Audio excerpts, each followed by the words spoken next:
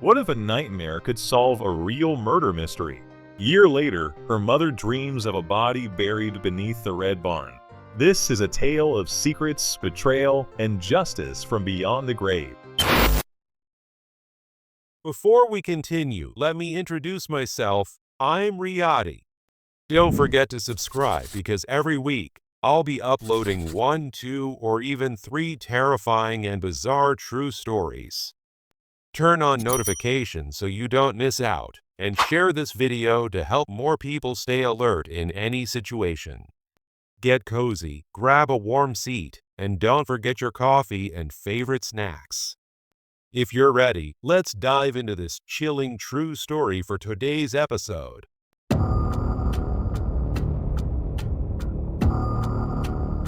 Maria Martin was a young woman living in the village of Polstead, Suffolk, England, in the early 19th century.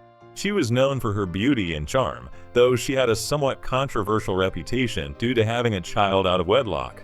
Maria became involved with William Corder, the son of a wealthy local farmer. William was considered handsome and charismatic, but had a history of minor criminal activities, including fraud and theft. In 1827, Maria and William planned to elope and marry secretly, as their relationship was not approved by Maria's family. William proposed that they meet at the infamous Red Barn in their village, known as a clandestine meeting spot. Maria agreed and went there, bringing along a disguise outfit. Maria went to the Red Barn as planned, but she was never seen again. William informed Maria's family that she had gone to Ipswich and then to London to get married. He sent letters to Maria's family claiming that she was well and that they had married. However, Maria's family never received any direct communication from her.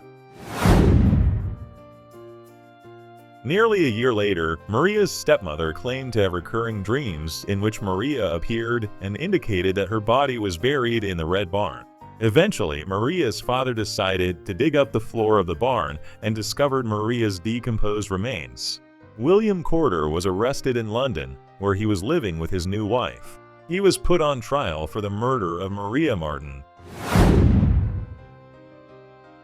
William Corder was tried and found guilty of the murder of Maria Martin. He was hanged on August 11, 1828, in front of thousands of spectators. The case became a national sensation in England and is known as the Red Barn Murder. After the execution, 2 books bound in Corder's skin were made as macabre artifacts of the case. Corder's skeleton was displayed for over 70 years before being cremated in 2004. The case remains one of the most notorious criminal cases in British history.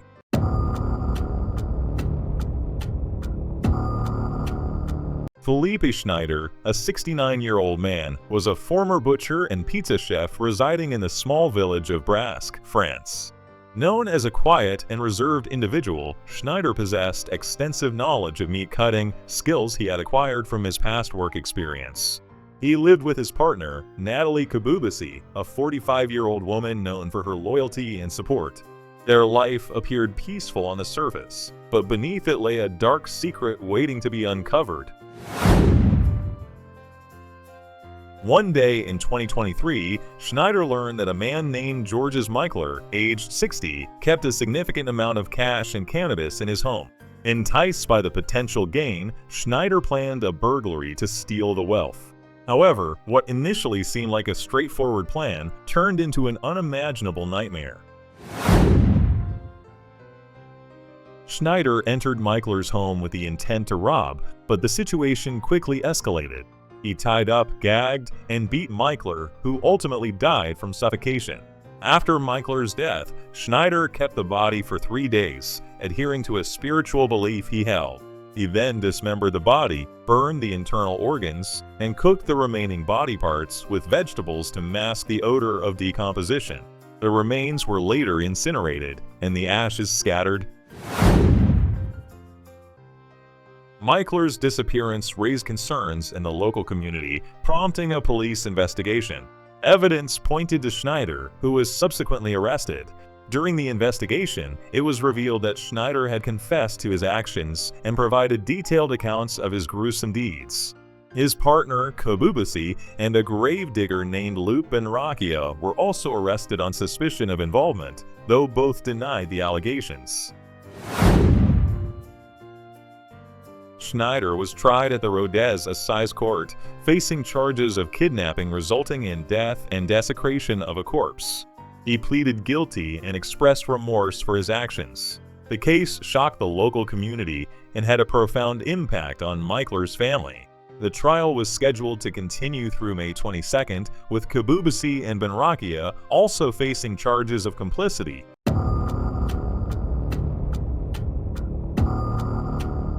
Sharon Lopatka was a 35-year-old woman from Maryland, USA, whose life appeared ordinary on the surface. She led a quiet domestic life with her husband, Victor. However, beneath her normal existence, Sharon harbored a hidden dark side. She was active on various online forums under false identities, seeking individuals interested in extreme fantasies. This inclination led her into a dangerous online world that ultimately ended in tragedy. Sharon, under her online persona, began communicating with Robert Glass, a 45-year-old man from North Carolina. They shared extreme fantasies through emails and chat rooms, which intensified over time. Eventually, they agreed to meet in person to fulfill these fantasies. Sharon left her home, telling her husband she was visiting a friend, but her true intention was to meet Robert and enact the fantasy they had planned. In late October 1996, Sharon arrived at Robert's home in North Carolina. They spent several days together, and at some point, Robert killed Sharon by strangling her with a rope. After the incident, Robert buried Sharon's body in his backyard. Sharon never returned home, and her husband reported her missing to the authorities. Authorities traced Sharon's online activity and discovered communications between her and Robert. With this information, they searched Robert's home and found Sharon's body buried in the backyard. Robert was arrested and charged with Sharon's murder. During the investigation, it was revealed that Robert had a history of deviant behavior and had previously engaged in dangerous online communications. Robert Glass pleaded guilty to the murder of Sharon Lopatka and was sentenced to prison. This case became one of the first examples of a crime triggered by online interaction, highlighting the dangers of the unregulated internet at the time. The tragedy prompted widespread discussions about internet safety and the need for regulation in online interactions.